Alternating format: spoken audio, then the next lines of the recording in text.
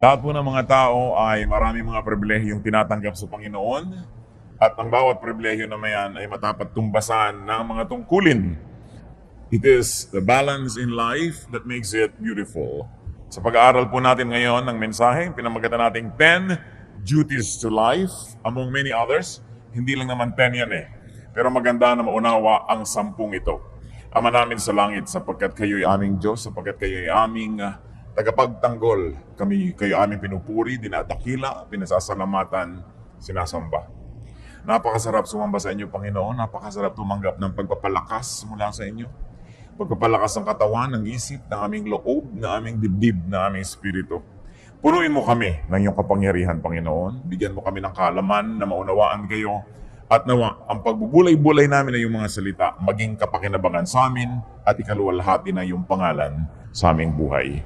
Kayo, Ama, ang maging tagapagsalita. Gamitin yung lingkod nyo na tungtungan ng inyong paa, daluyan ang inyong mga pagpapala. Subalit nais namin kayo ang pakinggan. Speak to your people, O God. Walk in our midst. Be the speaker. Be the messenger. Lord, lift your name up and we ask you, bless us. Protect us from evil men, from evil spirits. Protect us from our foes. Protect us from people who would like to do us harm. And protect our loved ones from all evil. Protect us, Father. Let your truth reign in our hearts. Heal our infirmities. Strengthen our weaknesses. Paliwanagin niyo po, Panginoon, namin makadiliman. Pagalingin na aming makaramdaman. Itong aming dalangin, may pasalamat sa ngalan ng Panginoong Jesus. Amen. Ang mensahe pong ito ang totoo'y kakambal ng ating mensaheng naibigay na noon na 10 privileges of life. At ano po ba yung mga pribilehyo na yan na ating sinariwa noong nakaraan? Some basic privileges of life include breath, sight, touch, taste, smell. Kung tutuusin yung mga basic senses. Privilege also includes movement, especially the imagination that moves not only the body but also the spirits.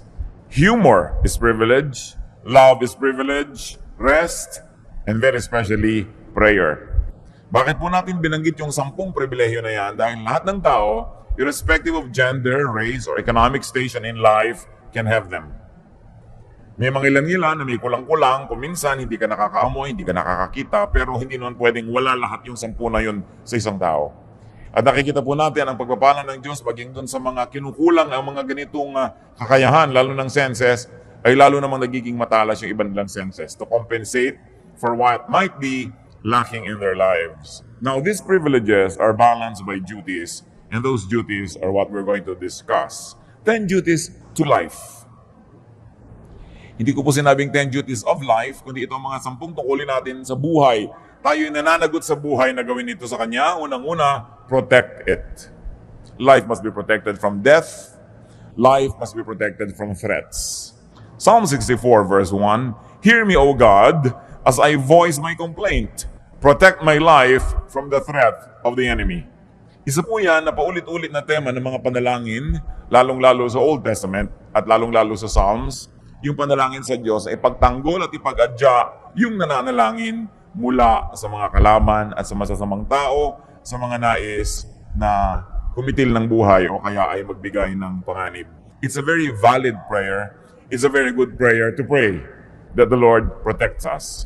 1 Samuel 21 and 24. Then David fled and went to Jonathan and asked, What have I done? What is my crime? How have I wronged your father that he is trying to take my life? So David hid in the field.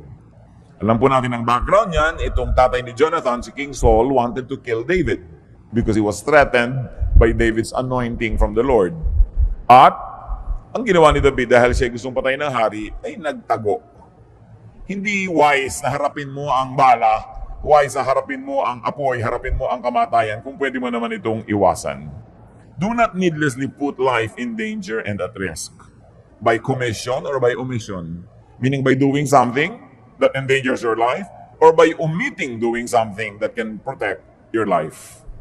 Marami po mga kumisan, mga sports hindi na necessary. Sobrang threat sa buhay. Maraming mga libangan, maraming ginagawa ang tao, inilalagay ang buhay na parang taya sa isang sugal na pwedeng sa isang saglit lamang ay maglaho ang buhay na ito. Hindi ganyan ang ating dapat ginagawa sa buhay. We've got to protected. At bakit po natin pinag-uusapan itong mga obvious naman na ito? Sapagkat sabi nila ang paalalay gamot sa taong nakalilimot. Kung minsan nalilimutan din natin that we are needlessly putting our lives in peril, under threat, in danger. Kahit sa mga bagay na pagpaputok lang kwitis, kung minsan ang buhay mo pala napapanganib. Kung minsan yung hindi pagjejeta sa pagkain ng mga bawal, hindi mapigil-pigilan ng katakawan, yung pala nanganganib na ang kalusugan ng isang tao. Sa pag-neglect na mag-medical check-up, may ipang papa-medical check-up naman, pero nineneglect, pinapaurong-urong, lumalala ang mga sakit.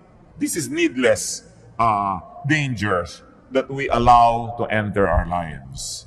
Another duty to life is to edify it, to lift it up to ever-escalating heights and meaning and value. Hindi tayo nabubuhay para maghanap buhay. Naghahanap buhay tayo para magkaroon ng buhay. Dapat ang paghahanap buhay, isa lang po yan nakasangkapan, props ng buhay, para magkaroon tayo ng kailangan natin na pera o kaya ay kabubuhay para magkaroon ng tunay na buhay. Ang buhay ay hindi hinaayaang mapanis. Yung nandyan na lamang at hindi na umasenso, nabulok na lang, inanay, umatras. Ecclesiastes 1:13, I devoted myself to study and to explore by wisdom all that is done under heaven. So si Solomon, mayaman na, hari na, hindi ka pa mag-aral. Yung mga iba naman, gumraduate pa lang ng college. Sabi, tapos na, ayoko na magbubukas ng notebook ulit kahit buong buhay ko, hindi na ako magbabasa uli ng libro. Ang utak po ng tao, habang ini-stretch, lalong lumalaki. Pero parang sikmura rin yan. Pag palaki ng palaki kinakain mo, palaki ng palaki yung tiyan mo, mas marami ka nakakain. Pero subukan mong konti yung kinakain, lumilit din yung tiyan yung nag-a-adjust. Ganun din yung brain. The more information, the more knowledge you process, the more capable your brain becomes. Pero pag pakonti ng pakonti ang iniisip niyan, pakonti ng pakonti ang mga nilulutas, lumiliit din ang utak. Meron po mga nakakausap tayo sa buhay na nakakabobo. Pag lagi siyang kausap niyo, mabobobo kayo. Meron tayong mga ginagawa na nakakabobo. Pag yun ang ginagawa mo, mabobobo ka. Kaya kailangan lagi ka may iniisip na ibang gawin so that your brain will continue to expand. So that it would be enriched with knowledge and therefore with the accompanying wisdom. Luke 12:23. Did we read Ecclesiastes 1:13? I devoted myself to study and to explore by wisdom all that is done under heaven. So, ganun ang ginawa ni Solomon. And Luke 12:23, life is more than food, and the body more than clothes. So yung katawan, hindi lang yung katawan yung katawan instrumento para may marating yung nakatirang espiritu doon. Pag katawan mo lang ang mahalaga sa buhay, you don't get it. That the body is only a tool so that the spirit that lives in it can evolve and can become the great spirit that it is destined to be. So, ganun din yung pagkain, buhay, hindi lang para kumain, ay buhay ka na. Tapos aantay ka ng umaga, pag umaga, antay mong gumabi, pag gabi, inaantay mo mag-umaga, ganun na lang, naubos na lang yung buhay ng papaganon. We've got to go beyond the basics, we've got to go beyond survival level. Kaya kalaban po ng tunay na espiritualidad ang sobrang karukahan, ang sobrang kahirapan. Kasi very, very poor people are not able to move on because they're just too busy surviving. May narinig kong kanta ni Madonna, sabi niya, I will not go to heaven, I will not be an angel because I'm too busy surviving. Sabi nung kanta niya. There is some truth in it because when people are just too busy trying to survive, they will not be able to evolve into the refined personalities that they should be. Kaya kahit edad, nilalampasan para magkaroon ka ng lalong credibility. At kung bata ka pat may credibility ka na, kailangan ipakita mo yon at lagi mong patunayan. Si Paul ang kanyang payo kay Timothy sapagkat itong si Timothy isang batang-batang leader. 1 Timothy 4:12, don't let anyone look down on you because you are young, but set an example for the believers in speech, in life, in love, in faith, and in purity. So hindi excuse na bata pa ako o kabataan pa lang ako so pwede akong maging ganito lang. Sabi kailangan malampasan mo agad yan, mag-graduate ka kasi napakaiksi ng buhay pero napakaraming dapat marating. Sa katunayan, even geographically speaking, napakaraming lugar na dapat mabisita. Napakaraming pagkain dapat matikman. Napakaraming librong dapat mabasa o masulat. Napakaraming kaibigan na dapat maging kaibigan, makilala, makadaupang palad. maraming karanasang dapat maranasan, pero kung umikot na lang ng umikot ang iyong buhay sa the same karanasan every day to the point that you're bored, then you are cheating God who created life, and sadly, you are cheating yourself. Ang buhay dapat laging may bagong nararanasan, may bagong nalalaman, at may bagong mga applications na nalalaman at naia-apply sa buhay. Another duty to life, beautify it. Make life lovelier, nicer, more pleasing to the body, to the soul, to the spirit. Diyan nga magaling ang mga Filipino magpaganda ng isang bagay, ng isang lugar. Pag nakakita ka ng isang babae na yung buhok niya, hindi lang kinalian, yung tali niya, may mga paru-paro, may mga bola-bolang umiikot-ikot, nag-glow-glow in the dark. Filipina yun. Yung sari-sari ang nakalagay sa ulo. Hindi lang tinalian para huwag maggalawan yung buhok. Decorative pa, beautiful. Si Solomon, na napakatalino, anong ginawa niya? Ecclesiastes 2:4-8. I built houses for myself and planted vineyards. I made gardens and parks and planted all kinds of fruit trees in them. I made reservoirs to water groves of flourishing trees. I bought male and female slaves and had other slaves who were born in my house. I also owned more herds and flocks than anyone in Jerusalem before me. I amassed silver and gold for myself and the treasure of kings and provinces. I acquired men and women singers and a harem as well, the delights of the heart of man. So niya, name it, I had it. Ginawa ko. At hindi maliit na bagay na siya tinawag na matalino. Ang lahat dapat makita ng mata, tiningnan niya. Ang lahat dapat matikman ng labi, natikman niya. Ang lahat dapat mahigaan ng likod, hinigaan niya. At hindi lang ba siya nabubuhay, meron pa siya mga singers. Ngayon, madali yan Maglagay ka lang ng iPad, magpatugtog ka ng cassette dyan o video, may tugtog ka na. Pero noong araw, kailangan pa ng mga live orchestra, nilalagyan. Bakit mo nilalagyan ng musika ang buhay? Kasi nagpapaganda yan. Bakit nilalagyan ng kulay ang buhay? Kasi nagpapaganda yan. That's why the eye is able to see many shades of colors. That's why we can appreciate various shades of temperature. Lamig o init. Merong gusto mo kinakain mo na maligamgam. Merong gusto mo talagang nagbabaga sa init. Merong gusto mo nagyayelo sa lamig. And all of that are experiences that human beings were designed by God to explore and to enjoy. So beautify your life. Yung bahay nyo, maliit man, pagandahin. Ang gulo-gulo, ang dami-daming kalat, ang lihim lang yan, marami ka lang kahon. Paglalagay mo lahat sa kahon. Diba? Hindi saburay-ray dyan sa bahay mo lahat ang bagay-bagay. No? Hindi yung ang gulo-gulo. Hindi kailangan ka maging mayaman para maging maganda ang kapaligiran. Nakikita natin kung minsan kahit mga dukha ng mga tahanan, mga lata-lata, nilalagyan ng konting bulaklak, namumulaklak, gumaganda. Beautify your life. Decorate your life. And you know, one of the best decorations of a house are the good friends that visit it. Kaya maganda yung nadadalaw ka, dumadalaw ka. Beauty means balance, symmetry, harmony. Mamamahay na rin lang kayo, linisan na, gandahan na. Magbibihis na rin lang kayo, gandahan nyo na. Kahit naman ano pagsasamahin yung kulay, pwede, pero ba't hindi nyo lagyan ng harmony? Pwede namang iplano yan kahit kukunti ang damit ng tao. Tingnan nyo yung kulay na bagay sa inyo at yun ay pagsusuot ninyo. Hindi yung kumisa na pagkakamalaki naglalakad na kortina. O sa lalaki ng checkered, akala ng mga tao, bintana kayo. Sa kailangan, tinitingnan mo, maganda ba to sa akin? Bagay ba to sa akin? Kailangan ay pinapaganda.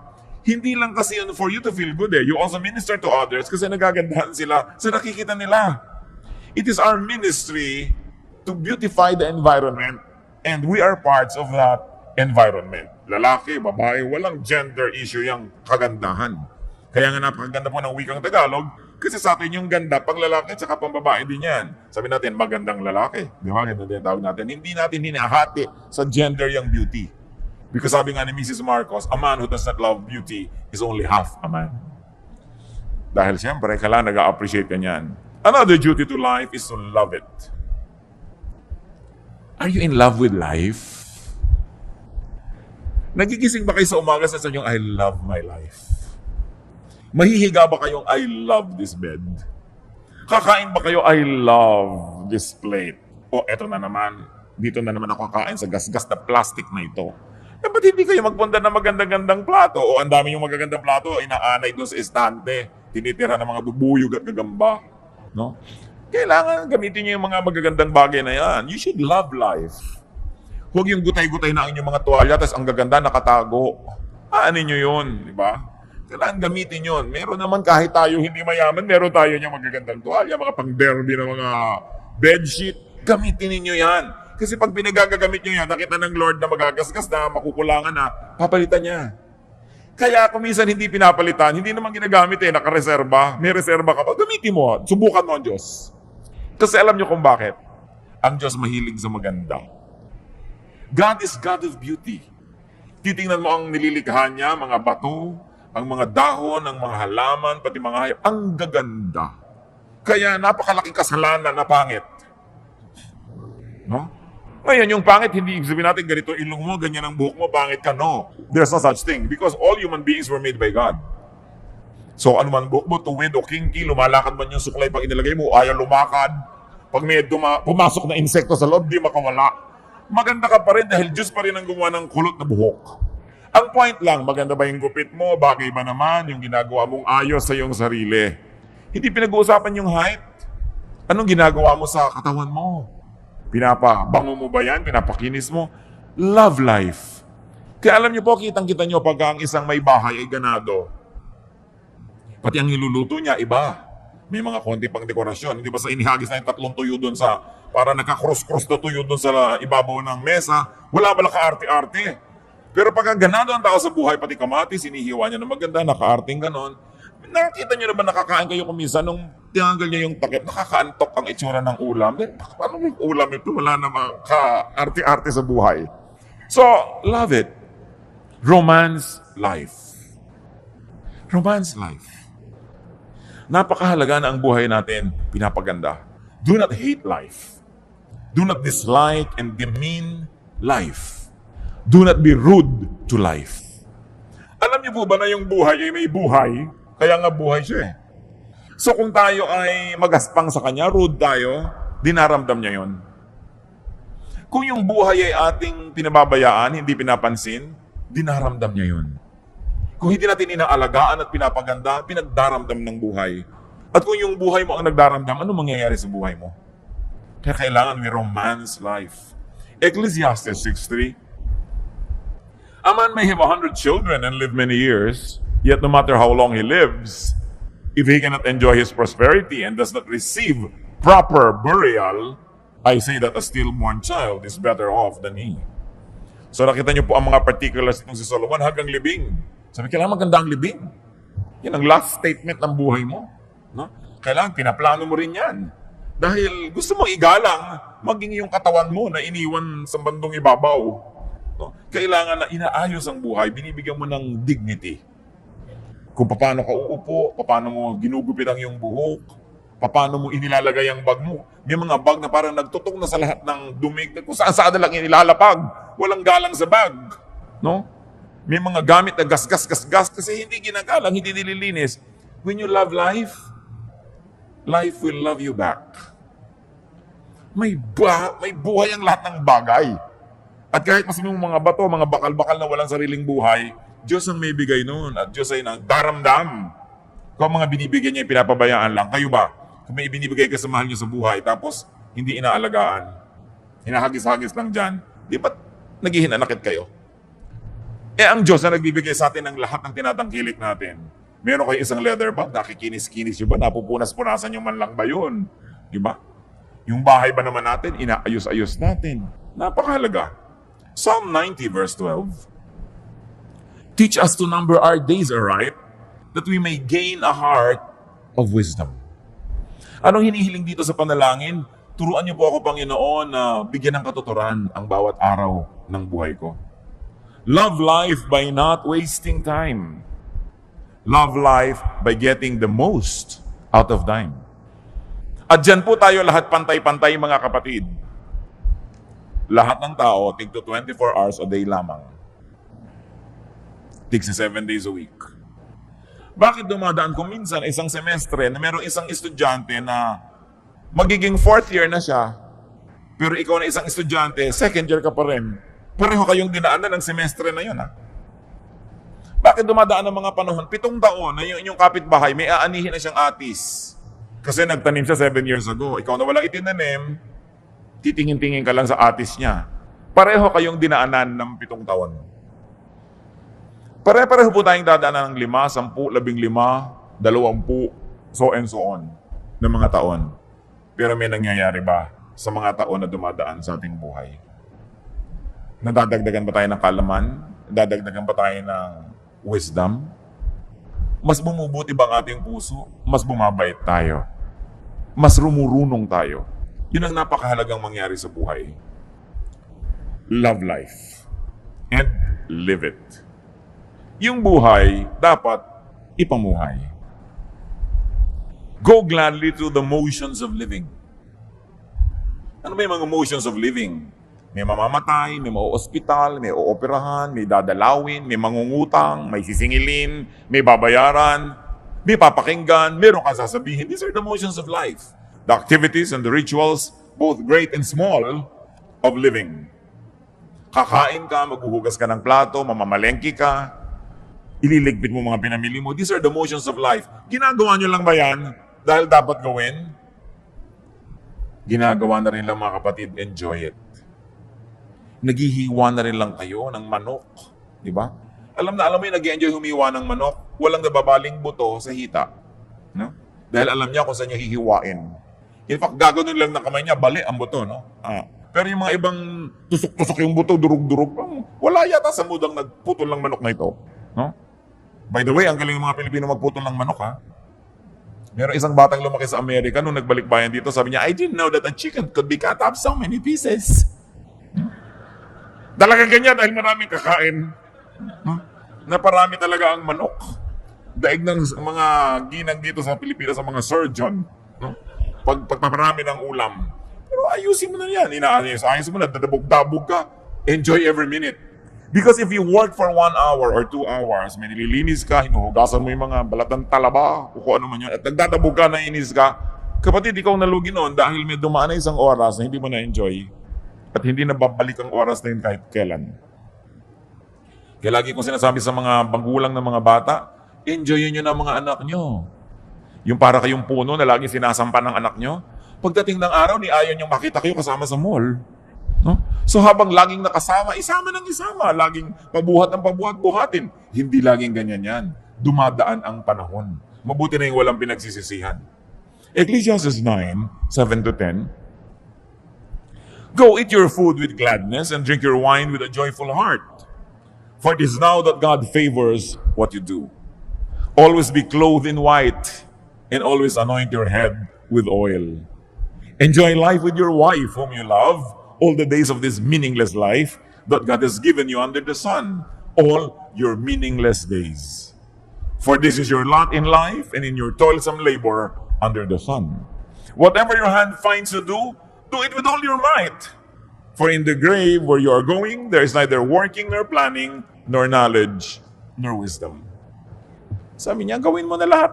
Gawin mo with feelings. Mag-aayos ka ng bulaklak, sinaksak mo na lang bigla doon sa baso yung mga bulaklak. Gandahan mo. Diba? Magtitiklop ka ng kumot, hindi pantay-pantay yung mga sulok. Gandahan mo. Isasalansan mo ang mga tuwalya sa cabinet. Gandahan mo. Sabi ko nun, para lahat ng ginagawa mo, meron kang satisfaction. Tuwang-tuwa ka. Nag-enjoy ka sa buhay. Do not just exist. Live. Have a life. Have excitement. Have passion and feelings. Yung kakain kayo ng sopas ang lamig-lamig, mas gano'n na ba kahirap initan yan? Lagi na lang, hoy, huwag ka na magdagdag ng hugas yung plato. Dito na tayo kakain sa tansan. Ano ba naman, napakahirap namang kumain sa tansan. Tapos ang chopstick mo, toothpick. Para madali ang paghuhugas. Mano bang humaba-haba ng konti ang paghuhugas nyo? Nag-enjoy naman kayo sa maganda nyong hain. Lagyan ng kulay ang buhay. Yung mga ganong tao, pag nananaginip sila, alam nyo, black and white ang panaginip. Dahil walang buhay eh. Go gladly through the stages of life. Nagiging bata tayo, nagiging kabataan, nagiging young adult, nagiging mga senior. Lahat yan maganda. Kung tayo tumatanda na, don't hang on needlessly to youth because there is enjoyment that is unique. No? to those who are advanced in years. 1 Corinthians 13:11, when I was a child, I talked like a child. I thought like a child. I reasoned like a child. When I became a man, I put childish ways behind me. So may panahon ng lahat. May panahon. Hindi ikinakaila yung edad. Lalo mga Kristiyano, magunos dili kayong birthday. Ilan taon na po kayo? Hindi masabi pag above 50. Dapat very, very gladly you say. Dahil maraming tao hindi nagkakaedad na namamatay na. So bawat edad na nadadagdag sa isang buhay ng tao, pinagdiriwang yan, ipinagmamalaki. No? Ipinagpapasalamat, hindi inililihim. Bakit nakakahiyang umidad? This is foolishness. We should be grateful. Every added year is grace from the Lord. Job 14:1-2, man born of woman is of few days and full of trouble. He springs up like a flower and withers away. Like a fleeting shadow, he does not endure. Nakita niyo ang pagpapakita ni Job kasi ng mga panahon rin, may problema siya eh. Niya, buhay, mahirap yan, maiksi, sasandali. And it's true. Bakit ngayon sasayangin ang sasandaling buhay? So be a child, be a youth, be an adult, all in its right time. And another duty to life, which is very much related to what we're saying, is enjoy it. Hindi ko mo ang isang tao ay makadiyos, ayaw niya mag-enjoy. Ito ang dapat ituwid. Akala namin ba, pag religyoso ka, walang enjoyment. Puro mga parusa sa sarili, puro pag-aayuno, puro pagtitiis, puro pagtitipid. Enjoy life. Ecclesiastes 8:15. So I commend the enjoyment of life. Because nothing is better for a man under the sun than to eat and drink and be glad. Then joy will accompany him in his work all the days of the life God has given him under the sun. Remember, nagsasalita si Solomon na nagtrabaho ha. Sabi niya, I planted vineyards, I made orchards, I made reservoirs, I made houses. Kaya din siya nag-enjoy ng pagkain niya, ng pagpapahinga niya. Pero kung wala kayong ginagawang gano'n, tapos puro enjoyment, hindi rin yan balance. Enjoyment is earned. Ecclesiastes 10:19, a feast is made for laughter, and wine makes life merry. Sabi gano'n, magpakasaya kayo. Basta hindi nyo nililimot ang Diyos. Sabi niya, oh, young man, enjoy your life. Just remember that you will face God and you will give an account. Ibig sabihin, huwag mo kakalimutan na may Diyos. Nag-enjoy ka. It's from God. Pero be responsible for the kind of enjoyment that you have because there's going to be accountability also. Life is far from perfect. Don't cry over spilled milk, sabi nga nila. Marami na siguro kayong gatas na naligwak, juice na natapon. Baka naman hanggang ngayon ipiniiyak nyo pa. Tama na. Merong nasayang, pinanghinayangan nyo sandali. Tapos tama na, get on with life. Tama na mga sisihan. Tama na ang panghihinayang. Yung mga if only, if only, if only. Tanggalin nyo na sa inyong lengguwahe mga kapatid yung if only. Kung natapos ko ang aking pag-aaral, yung mga ganyan, if only, pinag-aral ako. Hindi ka nga pinag-aral eh. Anong gagawin mo? Magmungungoy-ngoy ka buong buhay. Kung gusto mo mag-aral ka ngayon, kung hindi, gumawa ka ng ibang magagawa. Huwag kang laging sisihin yung magulang mo. If only mayaman kami, if only 5'10" ang height ko, if only maputi ako, if only ganyan, walang mangyayari. Palitan natin yung if only ng napakaganda lalong 2 words, next time. So yun, next time. Kung ikaw ba naman ginawa mo, next time. Dapat yun itong ginawa mo. Tapos mo, next time, we'll do it. Maganda yan. Meron namang next time eh. Do not wallow in misery. Do not be possessed by regrets. Tama na ang panghihinayang at lalong-lalo na tama na ang pagsisisi, pagsisisihan, paninisi sa kapwa at sa sarili. Do not be possessed by sadness. Do not be possessed by mourning and fear. Because all of this will rob you of your happiness. Kailangan yan, sisitatin natin. Lahat ng mga nasayang na noon, nasayang na, pero habang lagi niyong iniisip, patuloy pa rin nagiging sayang. So dapat ibahin ang attitude. Be free, be reachable, be available. Because the enjoyment of life is usually amplified when it is shared with others. Kaya dapat reachable ka rin. You allow people to reach you and you reach out to people and you're also available. Time is one of the greatest gifts we can give to people and to ourselves. Napaka-importante. Tigilan nyo ng mga kapatid yung may patay, tinatamad kayong pumunta. Pagkatapos ting makikita nyo yung namatayan, 5 taon ang napakanda ulit-ulit, pinapaliwanag nyo pa ba't di kayo nakapunta sa lamay. Diba? Yung may kasal, tinatamad kayong pumunta. Pumunta na lang kayo kaysa yung kutakot-takot na excuse ang ibibigay mo, ipinaghinanakit pa nung tao, nung yumaman, di ka na balatuhan kasi wala ka nung kasalan. No? So, yung mga katamaran ko minsan, naranasan nyo na ba yan na gusto nyong pumunta pero tinatamad kayo? Pero nung nagpunta na kayo, nung pauwi na kayo, you were glad you did it. Because you know you did the right thing. Nakiramay kayo, dumalaw kayo sa may sakit, nakipaglamay kayo sa may patay, nakipagliping kayo, sumama kayo sa party. Sino nga ba na interesado sa mga debu-debu na yan, nakakaantok na yung 18 roses at 18 candles, gusto mo nang sabay-sabay nyo nang ang ibigay yan ang matapos. Dahil yun lang naman debut at yung nanay niya nag-enjoy, lahat ay bagot na bagot. No? Pero, umaten na rin kayo kung wala rin lang kayong gagawin sa bahay at ang mumukmuk lang kayo doon. Napakaraming kalungkutan nangyayari dahil ang dami nating free time. So, punuin nyo ang buhay nyo ng mga activities.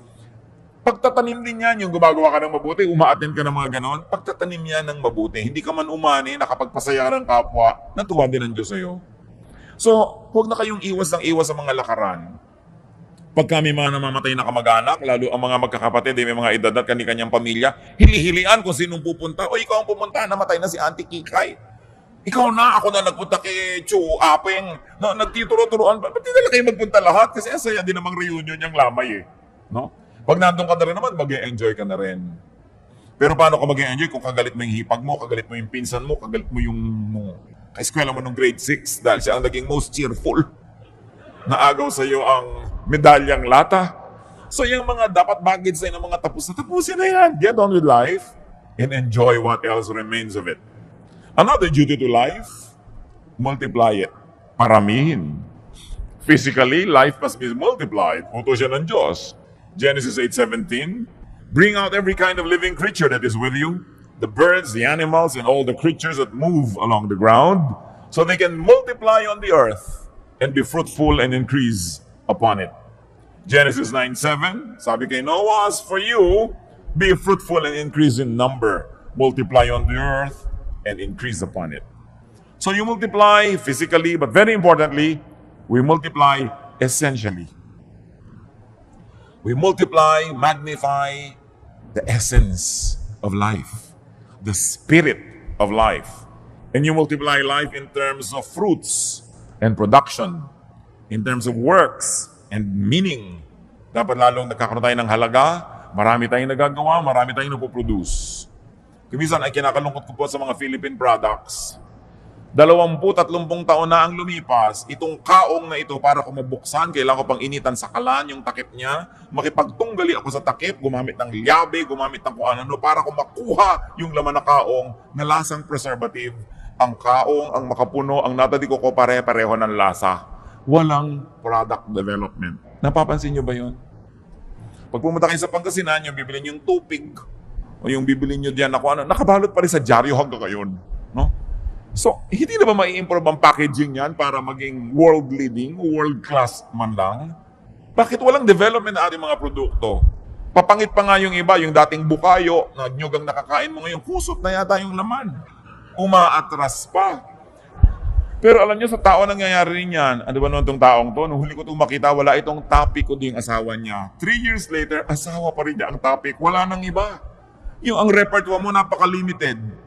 May mga tao po ganyan, ang 3 lang alam na topic. Ang kanyang asawa, ang kanyang apo, at ang kanyang mataas na blood sugar. Napakalaking pagdurusang makatabi mo ang tao ito kahit saan lupalop ng mundo kasi yun ang topic nyo. Wala nang iba. So pansinin nyo mga kapatid, baka kayo yun. Yung iniiwas-iwasan na kayo ng mga tao dahil pag-uusapan na naman namin ito, yung cholesterol niya. Yung, wala nang alam na topic kundi ganyan. Kailangan pinapalaki ang mundo, pinapalaki ang repertoire, pinapalaki ang performance mo para mas enjoy ang mga tao, mas enjoy ka rin. Isaiah 54:2, enlarge the place of your tent. Stretch your tent curtains wide. Do not hold back. lengthen your cords, strengthen your stakes. Ang ganda ng metaphor tungkol sa tent. Ang pinag-usapan yung lubid na humihila doon sa mga gilid ng tent at yung mga tukod niya na nandun sa gitna para huwag matumba yung tent. Sabi, tibayan mo yung tukod, habaan mo yung mga tali, haltakin mo yung mga tent mo. In other words, palakihin mo ang iyong mundo. Kung di nyo ma-spell nung araw yung Mississippi, 20 years later, hindi nyo pa rin ma-spell. May problema kayo sa buhay. Diba? Insecure kayo sa pronunciation ng mga nakikita nyo sa mga French menu sa restaurant. Diba? Hindi nyo alam kung ano ba to, hors d'oeuvres ba ito? Hindi natin alam hors d'oeuvre pala ito o kung ano man. Ba't di nyo pag-aralan? Kabisuhin nyo lang, hindi kayo kailangan magkabisa ng more than 20 French words, mabubuhay na kayo sa restaurant. Diba? Pero langit na lang, hindi ko alam to i-pronounce, Ayokong pag-usapan yung mga bagay na yan. Maraming mga Kristiyano hanggang ngayon akala nila yung Titus Relo. So, paano ba yan? Akala nila si Sodom and Gomorrah are lovers. As in Romeo and Juliet. 20 years ago, excusable yan, sister. Pero kung hanggang ngayon, ganun pa rin yung utak mo, napakalaki ng pandarayang ginawa mo sa buhay. Kasi hindi ka umasenso. No? Do more. Plant more. Stretch yourself. Kasi kaya. Nakakita pa kayo ng mga gymnast? No? Minsan tuwan-tuwa ka na, may dala kang platito, hindi nahulog. Pero nakita nyo ba yung may mga 5 platito pinapaikot na ganyan, tapos meron pang mga laman na chandelier yung platito? Tapos nakasakay pa siya sa bisikleta, iisa ang gulong, habang namimisikleta siya sa alambre. Nagagawa ng tao, ba't di mo magawa? Ibig sabihin, nagagawa yan. Pag nagagawa yan ng iba, nagagawa ng lahat. Kaya lang, nag-train siya, nagbuho siya ng panahon. Kaya huwag na tayo patuloy na magkubli doon sa mga hindi natin magawa. Gawin nyo. Pag-aralan nyo. Yung mga iba tumanda na lang kung mayroong party sa tabi ng swimming pool, hindi ako marunong lumangoy. Parang 10 years ago, nung reunion natin, di ka na rin marunong lumangoy. 10 taon nang lumipas, di ka wala nag-aral lumangoy.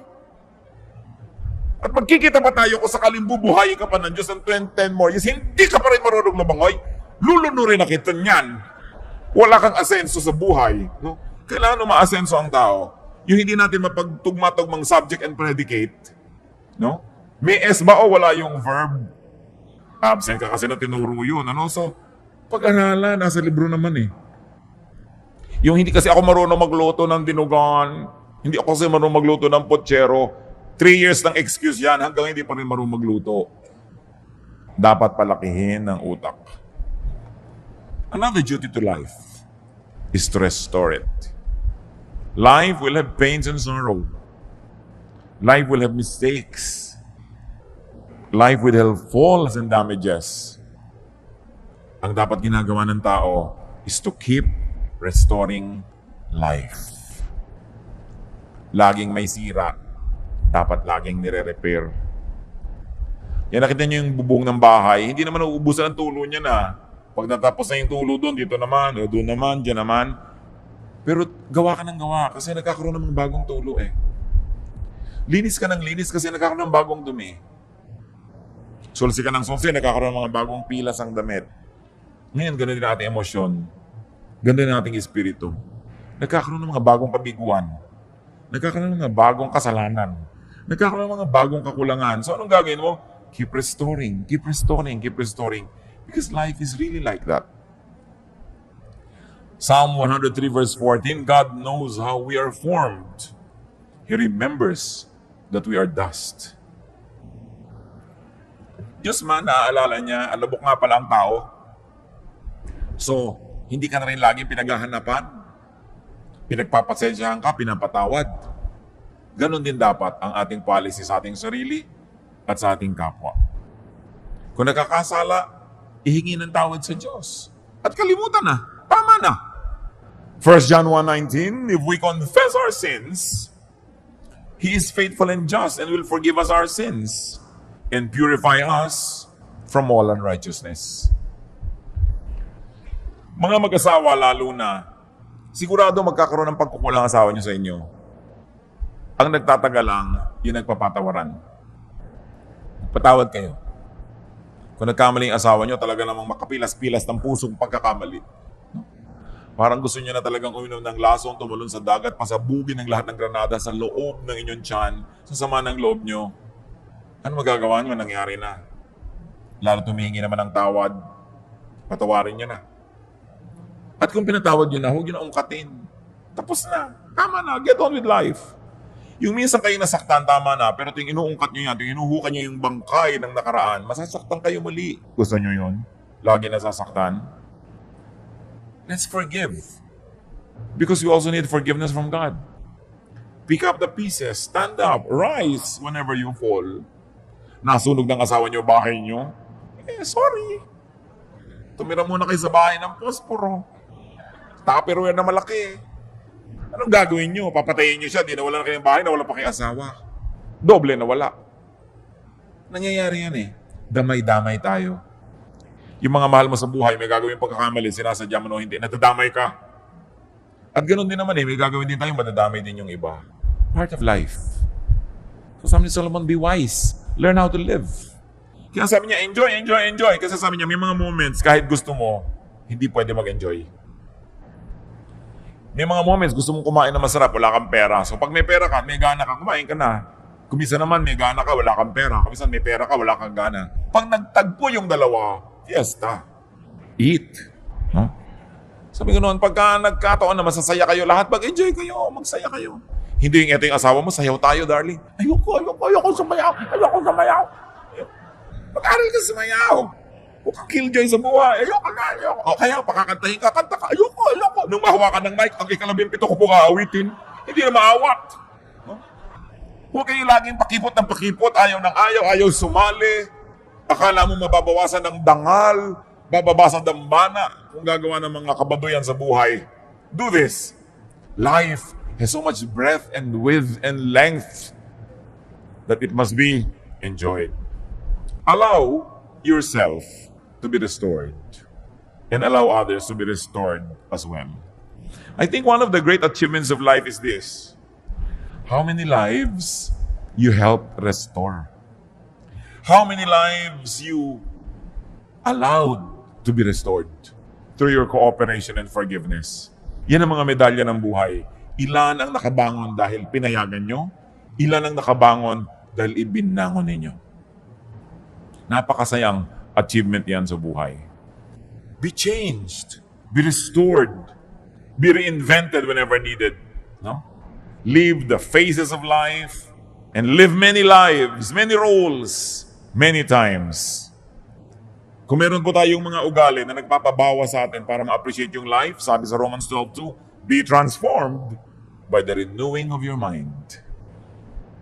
Minsan kasi biktima tayo ng maling pagpapalaki. Pero pag na-realize natin na mali yun, di talikuran natin yung mali na yun, itama natin ating buhay. Lalong-lalo kung may ugali kayong mahirap kayong makasama, may ministration kasi tayo sa kapwa eh. Kung minsan enjoy na enjoy yung pamilya, nakikita yung mukha nyo pagkahaba-haba. Pati enjoyment nila nababawasan. Ikakasal yung anak nyo, naninimangot kayo dahil ayaw nyo sa manugang nyo. Diba? Hindi naman kayo magwawagi, huwag na kayo nakikipag-contest sa manugang. Hindi kayo magwawagi, promise. So makiko-operate na lang kayo. Be wise. No? Kaya napakahalaga na natututo tayo sa mga karanasan ng mga nauna sa atin. Alam nyo na si Tiabeke ninyo, inaway yung manugang, pati anak niya nagalit sa kanya, tapos gokupihin nyo na naman ngayon yun. Yung mga manugang naman, alam nyo na nahihirapan yung asawa nyo dahil ayaw nyo maging submissive sa nanay niya. Marami na kayo nakitang ganun, kukopihin nyo na naman, nagiging impyerno yung buhay nyo. Hindi naman tayo kinakapos sa mga halimbawa sa paligid natin. Bakit kinokopya pa natin yun? Yung mga magulang na saksakan ng dadamot sa anak, saksakan ng mga susungit, nakita na natin ang masasamang effect. Tapos kayo na naman, inuulit nyo na naman yun, sungit-sungit nyo na naman. We should learn from many lives that are lived around us so we can save on the tears and the agony. Be transformed by the renewing of your mind. Mga kapatid, kung honest po tayo mismo ang nakakaalam ng mga pangit nating ugali. Lahat ng tao may masagawang ugali. Ang totoo nga, isa yan sa mga katotohanan ng buhay na maraming tao talaga masama ang ugali kesa sa mabuti ang ugali. Diba? Ngayon, ang tingnan natin, masama ba yung ugali ko? Ano ba yung masama sa ugali ko? Paano ko ito ayusin? Huwag natin laging tingnan yung ugali ng iba. Sabi nga, tapat ko, linis ko. Diba? Ugali ko, bago ko. Hindi ako Chinese ako. So, ang point is, tapat ko, ladies ko. Di ba dapat yan? Ang dali-daling maisip yun. Nakikita natin, ang dami-dami mga Chinese Filipinos umaasenso sa buhay kasi masisipag. No? Tapos ang gusto naman ng iba ngayon, hold upin at kidnapin dahil umasenso. Eh, ang sisipag kasi. Tapos ikaw tatamad-tamad, tapos gusto mo umasenso ka. Learn from many people. Kung may hinahangaan ako sa mga Filipino-Chinese, sipag talaga. Most, ha? Hindi naman lahat, pero kadalasan talaga magaling. Masipag, matyaga. Kaya may nararating sa buhay. Hindi pag may konting pera, party, may konting pera, gastos. Kailangan maraming tayong production. What else do we do with life? Share it. Share life. Share livelihood. Share food and good things. Share blessings. Hebrews 13:16, and do not forget to do good and to share with others. For with such sacrifices, God is pleased. Damihan mong tanim mo para marami kang maipamigay na bunga. Galingan mong hanap buhay mo para marami kang maitulong sa mga nangangailangan ng tulong, hindi lang para sa sarili. 1 Timothy 6:18-19, command them to do good, to be rich in good deeds, and to be generous and willing to share. In this way, they will lay up treasure for themselves as a firm foundation for the coming age. So they will take hold of the life that is truly life. Share.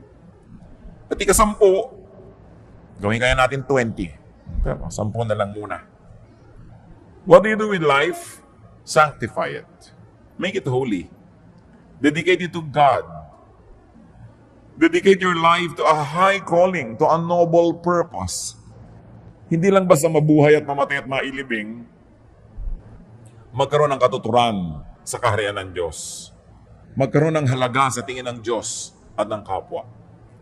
2 Timothy 2:21, if a man cleanses himself from ignoble use, he will be an instrument for noble purposes, made holy, useful to the master, and prepared to do any good work. Kung ang tao lang daw ay tatalikdan ng walang kakwenta-kwentang uri ng pamumuhay at nilinisin niya ang kanyang sarili mula sa karumihan ng walang kalatoy-latoy na pamumuhay, siya ay gagamitin ng Diyos para doon sa mas mga makabuluhan na uri ng pamumuhay. So there's a cleansing that we must do. There's a departure that we must do from ignoble use. Yung walang kakwenta-kwenta, nagkakaroon ng kwenta kung ating itatalaga sa Diyos. 1 Peter 1:15, but just as He who called you is holy, so be holy in all you do.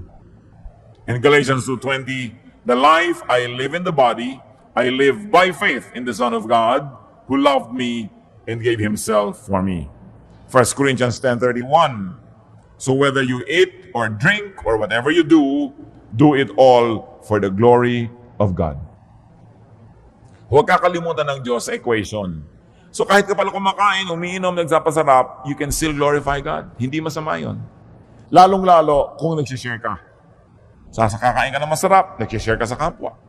Kakain ka sa restaurant, napakasawa kayo buong pamilya, o-order ka na isang putahe, ibigay mo sa waiter, nang iuwi niya sa pamilya niya. O-order ka na ibang putahe, abot mo dun sa mga makakita mo sa daan na hindi kumakain. You glorify God by having good food. Kasi hindi mo lang sinarili. Marunong ka mag-share sa buhay. Napakahalaga po to sanctify our lives. Ang buhay ng tao galing sa Diyos, babalik sa Diyos, kailangan nagbibigay luwalhati sa Diyos sa anumang ginagawa natin. So give to life, and it will give back to you. Love life, and it will love you back.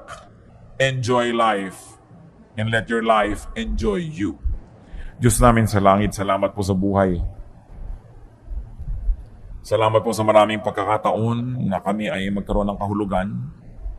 Salamat sa maraming bagay na maaari naming malasap, maranasan, ma-enjoy sa buhay na ito. Patuloy mong iwakas ang aming isip, Panginoon, kung naghahadlang kami sa sarili namin at sa kapwa namin para mas maging maganda ang buhay nila. Turuan niyo po kami. Napahalagahan ang buhay na ito. Bigyan ng kahulugan, kabanalan, kasiyahan. Malasap namin ang dapat lasapin ng isang taong tumatanggap ng regalo ng buhay mula sa inyo. Pakita niyo po sa amin ang aming mga asal, ugali, mga attitude, Panginoon, nakakahadlang para ang buhay ay maging maganda. Bigyan mo kami ng bukas sa mata na ma-appreciate namin ang aming kapwa, Lord, na nag-aambag ng malaking bagay sa aming buhay. Turuan mo kami, Lord, to show gratitude to people who are instrumental for us to have a better life, better attitude and points of view. Maging mapagpasalamat kami sa inyo at sa mga kasangkapan nyo na nagpapaganda na aming buhay. Spend some moments with the Lord. Listen to the Spirit of God and speak to our God as the Spirit moves you.